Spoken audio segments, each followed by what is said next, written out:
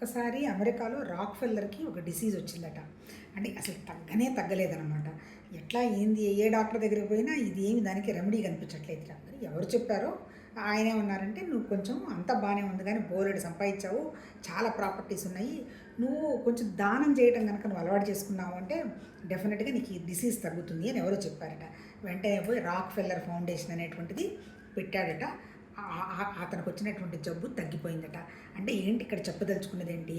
ఈ విషయాన్ని మన భగవద్గీతలో కొన్ని వేల సంవత్సరాల నాడే దైవ అసుర సంపత్తి యోగం అనేటువంటి చాప్టర్ 16లో చెప్పటం జరిగింది. అంటే ఏంటి? ఇప్పుడు దైవత్వం అనేది ఎక్కడో సపరేట్ ఉందని మన ఋషులు ఎవరూ చెప్పలే. వాళ్ళు ఏం చెప్పారు?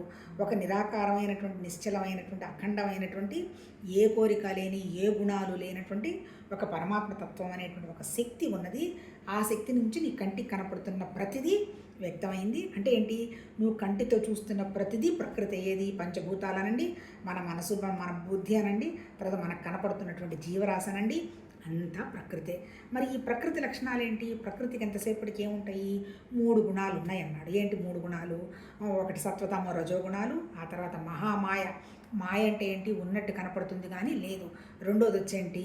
కాలం. అంటే కాలం కూడా ప్రకృతే. అంతే. పరమాత్మ తత్వానికి కాలం లేదు. అంటే ఉన్నది. ఎప్పుడు కాలం వస్తుంది? అది ఇలా ఉంది, అలా ఉంది, ఇక్కడ పుట్టింది, అక్కడ పుట్టింది అన్నప్పుడు టైము, స్పేసు, ఆబ్జెక్టు వస్తాయి. ఈ టైము, స్పేసు, ఆబ్జెక్టు ప్రపంచానికే కానీ భగవతత్వానికి లేదు. మనకున్నది ఏంటి? నామరూప క్రియలు ఉన్నాయి. అక్కడ పరమాత్మ తత్వానికి అవి కూడా లేవు. ఆ తర్వాత ఇంకేం చెప్పాడు? అలా నిరాకారమైనటువంటి భగవతత్వ స్థితికి గనక నీ మనసుని తీసుకొచ్చావు అంటే నీకు అసలు శరీరమే లేదు, నీకు పుట్టుక లేదు, చచ్చిపోవడం కూడా లేదు అంటారు. ఎందుకు? పరమాత్మతత్వం పుట్టలా, చచ్చిపోలే. కానీ ఆ జ్ఞానస్థితి, ఆ వండర్ఫుల్ శక్తి అక్కడ ఉంది. ఇప్పుడు మనం కూడా ఆ స్థితిని ఏర్పాటు చేసుకోవాలంటే ఏం చేయాలి? దానికి దైవాసుర సంపత్తి విభాగ యోగంలో 26 మంచి లక్షణాలు చెప్పాడు. దైవ లక్షణాలు, మిగిలినవన్నీ రాక్షస లక్షణాలు చెప్పాడు. అది ఇంకో రోజు చెప్పుకుందాం. దైవ లక్షణాల్లో ఫస్ట్ లక్షణం ఏంటి? భయం లేకుండా ఉండడం. తర్వాత ఏంటి? అంతఃకరణ శుద్ధి.